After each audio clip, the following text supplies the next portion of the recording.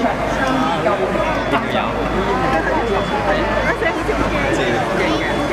嗱，通常咧喺一宗一級火警入邊啦，現場嘅總指揮會係一名一級消防隊長或者係一名消防隊長。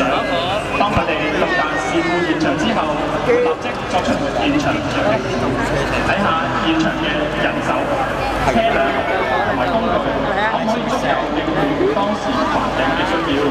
然之後即時調派消防人員同埋救護人員去進行滅火救人嘅工作。由於今次嘅事故咧涉及大量嘅傷者，因此咧消防控制中心同埋現場總指揮因應現場嘅需要，要求增派咗消防指揮車、流動傷者治療車同埋多架救護車現場參與救援工作。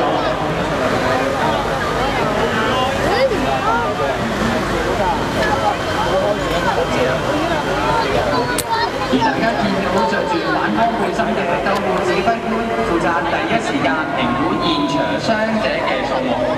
指揮救護員喺度大量傷者事故嘅處理程序，通知控制中心聯絡有關單位，確保所有傷者有次序咁被送往各間醫院接受治療。至於喺觀眾右邊嘅救護指揮車，主要被調派參與嚴重火警或者特別服務事故。作為事故中心嘅現場指揮中心，車上可以提供無線電通訊、攝影機監察事故現場，亦都可以親自變成影室，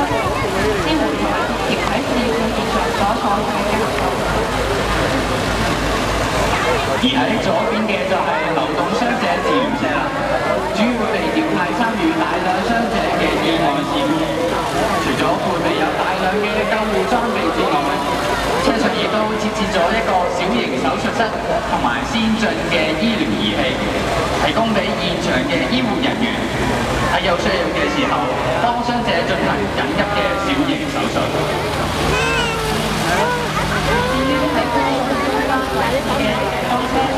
到場之後，當車就會立即接駁水源，鋪設滅火喉，確保其他車輛有足夠水源撲救火警。同時，當車將會換車輛嘅中風喉筆，開場射向火場附近嘅外圍位置，防止火勢危險。指揮車旁邊嘅咧就係緊急升降台，升降台會因應現場唔同嘅情況而作出相應嘅拯救行動。大家見到啦，由於大廈外圍嘅火勢向外急速蔓延，所以咧升降台而家升起車尾嘅升降幕咧，就向大廈外圍射水滅火，防止火勢繼續向上蔓延。而喺燈車旁邊嘅咧就係細搶救車，佢嘅主要職責係進行爆破同埋手術嘅工作，所以消防員會立即佩戴呼吸器前往大廈進行搜索，接受呼喉向火場求救，睇有冇需要協助嘅人士，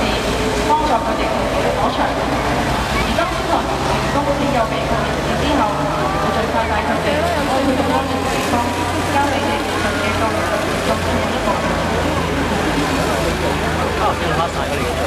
而喺大家左手邊嘅大樓旁邊嘅咧，就係旋轉台鋼梯車啦。由於濃煙已經波及另一棟嘅大樓，有多名嘅市民逃生去到露台位置揮手等待救援，所以咧依家我哋見到鋼梯車淨係打起個鋼梯咧作呢個外圍高空拯救。嗱，喺有需要嘅時候咧，鋼梯亦都會升起用作水塔，向大廈外圍射水，防止火勢繼續蔓延。嗱，大家而家都見到啦，幾架唔同嘅消防同埋救護車輛，而家各司其職，緊守崗位，做好滅火救援嘅工作。我哋而家見到救護員喺救護指揮官嘅指揮下，